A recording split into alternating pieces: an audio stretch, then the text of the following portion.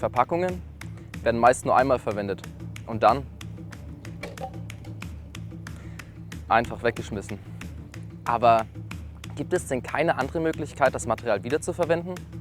Doch, und das klären wir jetzt bei 2 Minuten Wissen.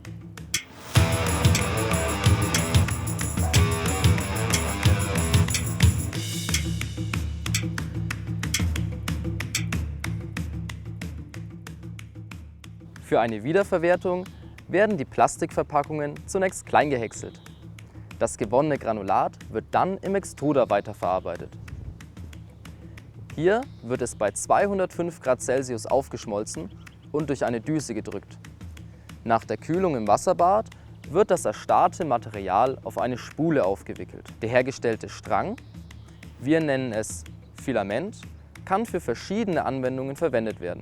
Beispielsweise für den 3D-Druck. Um zu prüfen, ob man das Material im 3D-Druck verwenden kann, messen wir den Durchmesser bzw. die Durchmesserschwankung und vergleichen diese mit industriellem Filament.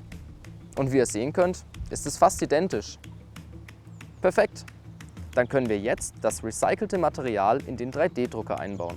Das Filament wird ein weiteres Mal bei 205 Grad Celsius aufgeschmolzen und in 0,2 mm dicken Schichten aufgetragen.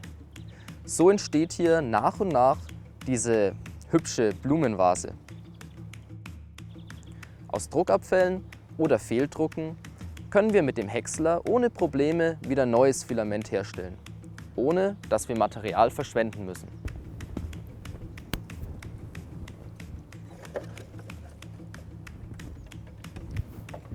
Recycling ist ein zukunftsträchtiges Thema.